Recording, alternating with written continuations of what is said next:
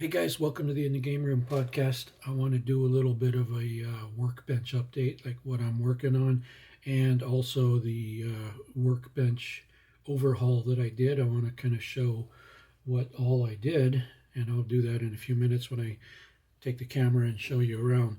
But I want to show you some things I've been working on.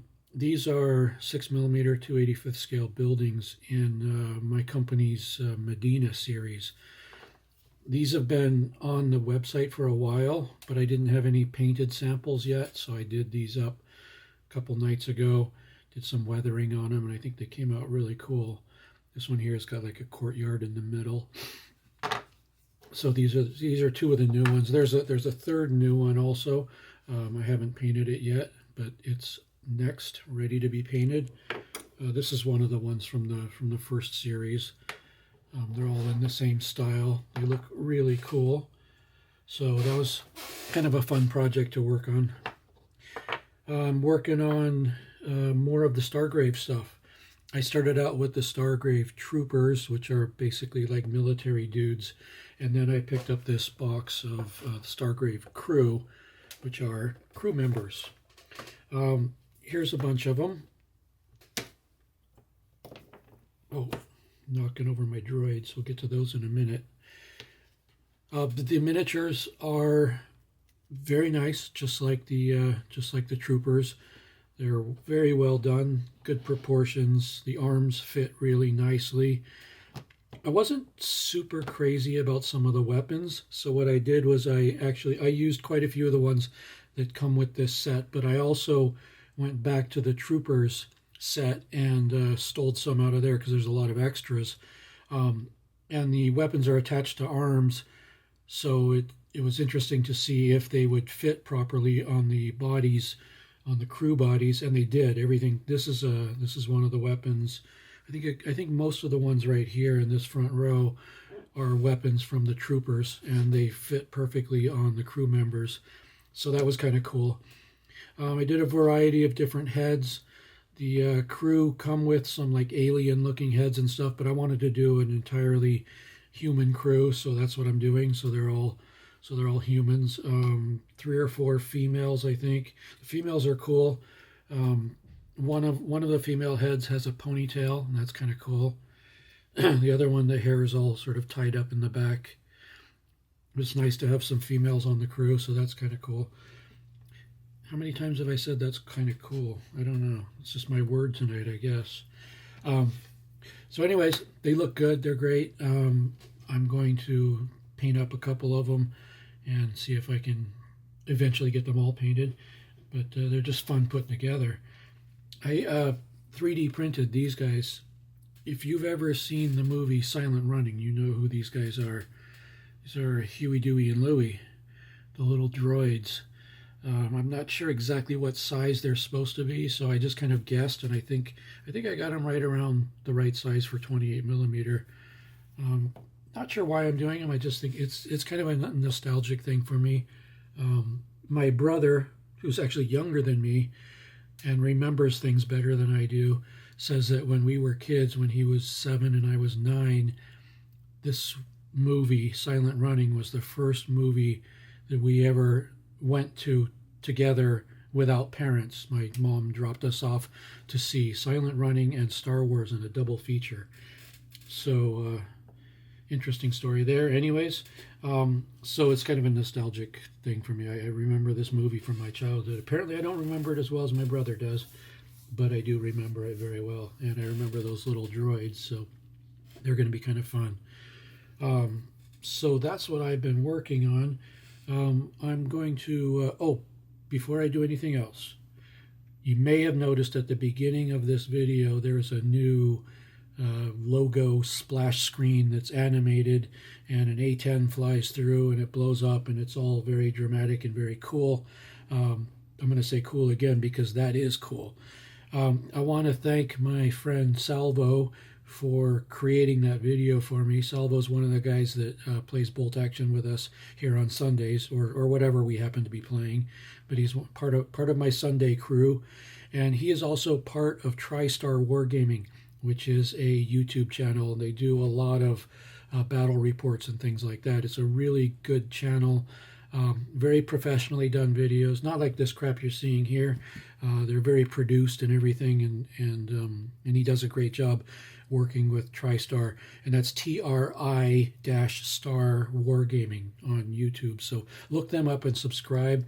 I think it's a fairly new channel, and they're already well over 300 subscribers so far. So they're doing very well and growing. So let's see if we can bump that up a little bit. You guys go there and just subscribe. You won't be sorry. They do all kinds of different games. They do bolt action. They do Black Seas. They're doing a what's it called? A Lord of the Rings game. They do a lot. They have a lot of variety in what they do. So you'll probably find something you like there. So anyways, that's it. Go to TriStar Wargaming on YouTube. Tell Salvo thanks a lot for the cool video that he did for us. And I'm going to pause this here, and then I'm going to pick up the camera and just kind of show you what I've done to the workbench. So we'll be right back. A few moments later. Okay, so we're back. What I've done is put the paint racks down here. I think I mentioned that I was going to do that. There's 6 of them, and then there's the one circular rack down there. I did I took the drawers off of the bottom of the paint racks so that they would be lower, and it's worked out really well here. Get this guy out of the way so you can see them all.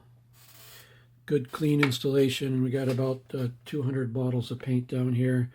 For the first time ever, I've got every color I could possibly want from one line of paints. Even when I had all my Vallejo paints, I didn't have them all, and there was every once in a while there was one I needed that I didn't have. So so now I don't have that problem anymore. And here's my little paint booth down here. That's my radio for RC flying. I'm charging it right now to go fly tomorrow. But there's a little paint booth. Coming up here, there's a shelf. This shelf was here before, but it had all the paint racks on it. Now it has a couple of paint racks. It's got the one for the washes mainly.